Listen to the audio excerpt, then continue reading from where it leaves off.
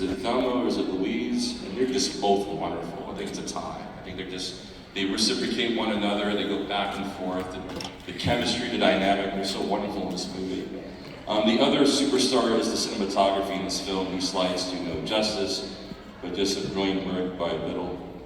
And of course, the score by Hans Zimmer, a young Hans Zimmer before he is who he is today. But I always found it interesting. The film got 6 nominations, but no Best Picture. And I found that funny. How do you get like 2 for acting and directing and editing and writing and cinematography, but not get the Best Picture? You would think that would be enough to, what validates a Best Picture? There's some interesting angles to that. That year, Bugsy was nominated for 10, the gangster film JFK also was nominated.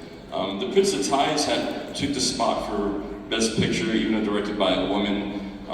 Didn't get the director nod. And this is interesting. This is a film about a man who is molested and raped as a child. That gets the Best Picture, but Thelma and Louise doesn't get nominated. But the key angle here is this wonderful film, Beauty and the Beast, being the first animated film to win. And that's really what happened. It took that. There was a hard lobbying campaign to get Beauty and the Beast as the Best Picture nod, and I think it robbed Thelma and Louise. But now it's different. Now you can have 8, 9 nominations. I think we do it now. You'll get the Best Picture nomination. But it is still odd to have all those categories and not be considered a Best Picture nomination. A similar story happened with Barbie. All the big nominations, but no director, no actress, and that's a whole other story. But the big winner that year was Silence of the Lambs, one of the big 5. And funny, Jodie Foster is kind of connected to this Thelma and Louise story, and she's the one who wins Best Actress that year. But the screenwriter, Kaylee Curry, who was the original, who wrote the film, wanted to direct the movie, and this is where things got interesting. She didn't want to sell the rights to the movie, she wanted to direct the movie. And we had to get Ridley Scott involved in all this to kind of not make that happen, and he was able to convince her to surrender the story to him. So the legendary director Ridley Scott, he lobbied to other directors to make this movie. And it was the funny part, he's been on record as saying, like, I kept campaigning for this movie to be made, it's a wonderful script. Then he said to himself, like, why don't I just make it? And that's how it happened. Famous director for Legend, Blade Runner, Gladiator, Black Hawk Down. But he also known for his empowering female characters, one is G.I. Jane, but his probably most famous character, Great Ripley from the Alien film. So both, to be fair for Susan and Gina, both already had one. Gina won in 1988 an Oscar for supporting actress in it for The Accidental Tourist, and then Susan Sarandon won a few years later for Dead Man Walking. So they ended up getting their trophies. So is it a Western? Is it a revisionist Western? And really it's more of a neo-Western. What defines a Western? Because if it's not a Western, it can't be a Western. Well, let's look at this. So let's see, are there horses? I saw some horses in it, right? Are there cowboys? Well, there's guys with cowboy hats. That's fair, right? We got guns. We got guns, yo. We got guns. Is there some vigilantism going on? They're vigilant. It's the Western terrain. It's a lot of landscape, right? And is there a final showdown? Oh, yeah, there's a final showdown. So be that as it may. Is it a Western? I think it is. It's enough. So other genres, it's a road film. So I think the mantra of the road film, the journey is greater than the destination. Well, in this case, the destination wasn't good. But historically, road films, an American genre, going back to It Happened One Night, other films like Easy Rider, Bonnie and Clyde, later films like Little Miss Sunshine, Rain Man, and even internationally, Japan is Drive by Car, Australia, classic, Priscilla Queen of the Desert, the great Mexican film Y Tu Mamá También, to name a few. So they've been around, and it's really still an American genre, the rise of the automobile. And I think, I wish I had more slides for this. The themes of the road film, like it's freedom, right? The sense of autonomy, escapism, running away. It also has a scenic beauty that comes with it, about relationships, and many things. It's a coming-of-age film, and this is what's happening in this film. It's a coming-of-age, I think, for many people in this story. But you can even go back to literature like The Odyssey and Huckleberry Finn, and even the classic novel On the Road. Those are other journey-related stories. So the casting history. So Susan Sarandon and Gina were not the original ones for this. It was actually contractually tied to Michelle Pfeiffer and Jodie Foster. And I thought that would have been interesting. And I think what happened, Jodie ended up doing Silence of the Lambs. She ends up winning Best Actress. And Pfeiffer was tied to Batman Begins. Originally it was Annette Bening, and then Warren Beatty messed up. He got her pregnant. And then as a result, Pfeiffer took to this. She's wonderful in Batman Returns. But I think that's what happened. And I think who would play Thelma? I would say Jodie would probably be Louise. I think she'd be the more tough one. But another connection to this, which I found very odd, this is true, this actually happened. Meryl Streep and Goldie Hawn were tied to this. Different movie, very different movie. And ironically, they ended up working together. Was it she-devil, I think, in the movie, or some kind of comedy they did later on in the 90s? Right, that's great. So there he is. God bless. Brad, you son of a bitch. How dare you? Oh my goodness. So this is what happened. So there were other people involved. It wasn't Brad Pitt. It was originally, who else was considered? It was actually, Billy Baldwin was actually connected to it. And he got tied to the film, what was that movie? Backdraft was the film. But other people, believe it or not, John Mellencamp was tied to it. Swear to God, this is true. Dylan McDermott from The Practice. James LaGrosse, he was in Point Break. He played Roach in Point Break. Mulrooney from My Best Friend's Wedding. Robert Downey Jr. also applied for this position, but it was down to the final four. This is a true story.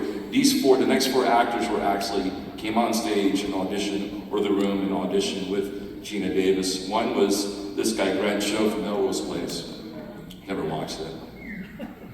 Mark Ruffalo was tied to this, and the runner-up to this, and Gina Davis didn't recognize who he was, and so she was on a plane with this actor later on. It was like, last time we talked, we were in an audition together. It was like, what audition was that? It was for Thelma and Louise, and she didn't realize it was him, but it was this guy.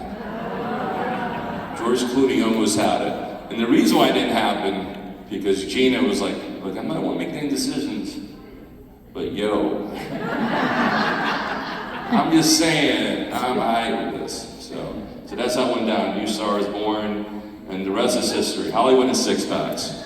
So every actor had to work out, you fat bastards. So get rid of all that thickness. But be that as it may, he brought it back with this wonderful film, Fight Club, which is coming here in a few weeks, I think on a Friday night for the Rewind, Fight Club.